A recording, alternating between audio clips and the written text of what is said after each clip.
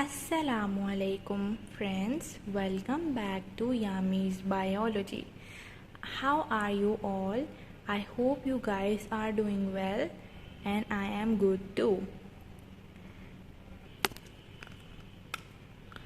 My today's topic of discussion is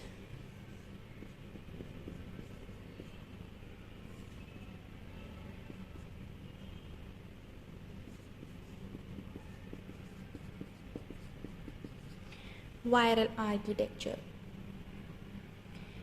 In viral architecture, we will be discussing about the size, shape of virus,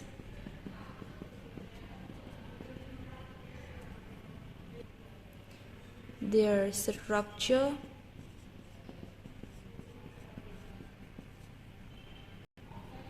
with the help of a diagram.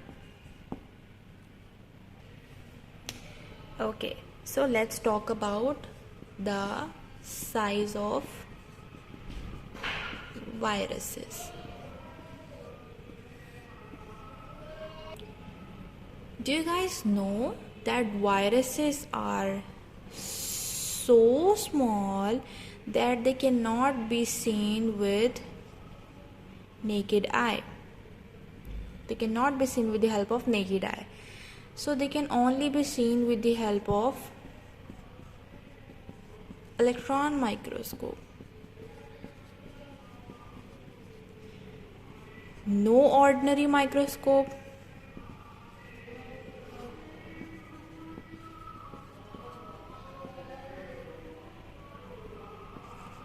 neither light microscope.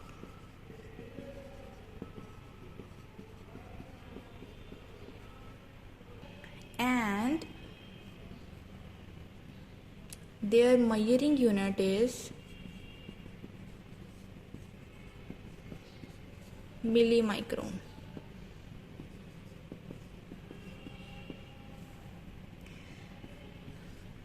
One millimicron is equal to 1/1000 microns. Now you can observe that viruses are this much small and their regular size is 2 millimicrons to 3 millimicrons. They are so small that they can even pass through bacterial filters, even smaller than bacteria. That is why they can easily pass through bacterial filters. Mainly there are three methods to determine the size of viruses. Let's talk about them in detail. The very first method is direct observation with the help of electron microscope. As I have already told you that viruses are so small that they cannot even seen with the help of digital, ordinary or light microscope. They can only be seen with the help of electron microscope. The second method is filtration through the membranes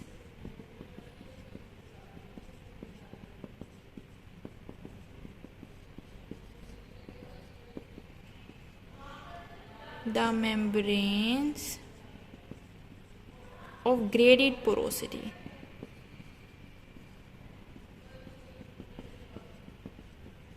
Now what is meant by that? What is meant by the filtration through the membranes of graded porosity?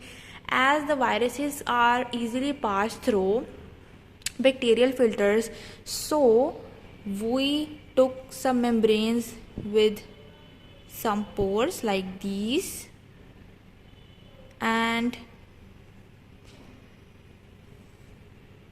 the pores vary in size. Like In some membranes the pores are larger, while in others the pores are super small. So when the virus is passed through these membranes, if it is passed through these, then it will not pass through this, and if it is passed through this, then it will not pass through this. For example, if a virus has small size this one, it can easily pass through it, but as well as this, but it cannot pass through this, so virus got stuck in it. The two membranes allow the virus to pass through, but the third one retains it back.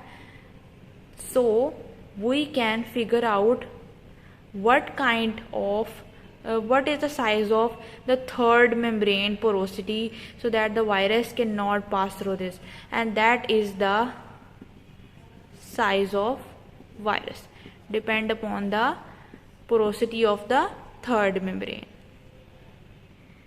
So the approximate size of any virus can be determined or can be measured by which membrane allows the virus to pass through and which membrane holds it back. That is the size of virus. The third point is sedimentation by ultracentrifugation.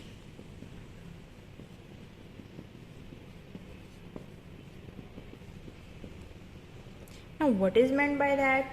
The relationship between the size of virus and its shape and the rate of its sedimentation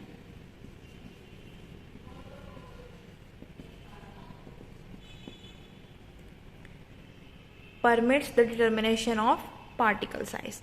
Like if we have a centrifugation machine in which the virus is being centrifuged, so the machine rotates so fast that the larger sized viruses get separated while the mini sized viruses get separated too.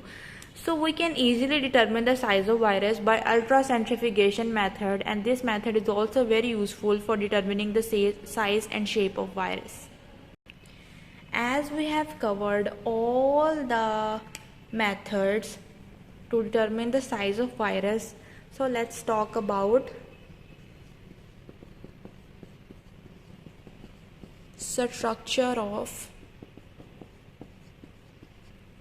viruses. Okay, so viruses are mainly of three types.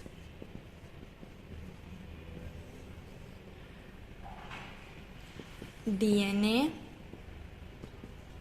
RNA, DNA double-stranded, RNA single-stranded, and plus strand. Mainly there are three types of viruses, and based on these three types the virus can be circular, double-stranded, and single-stranded.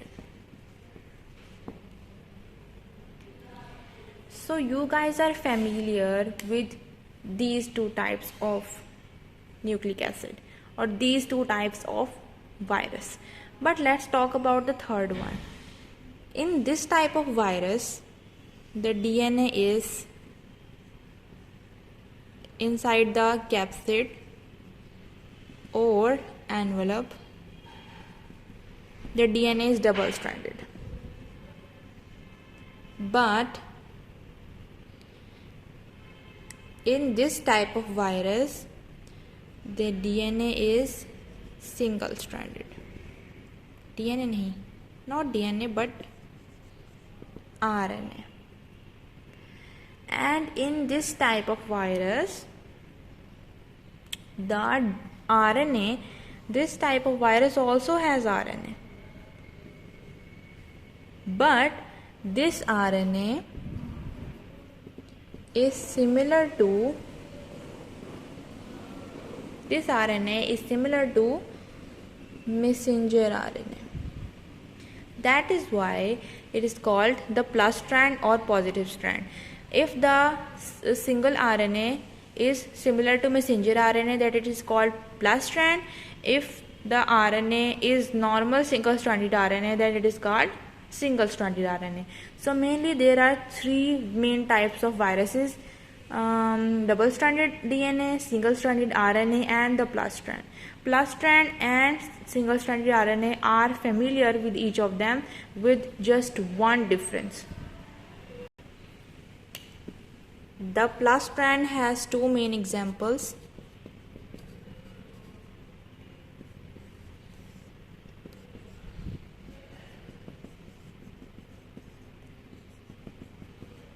Picorna virus,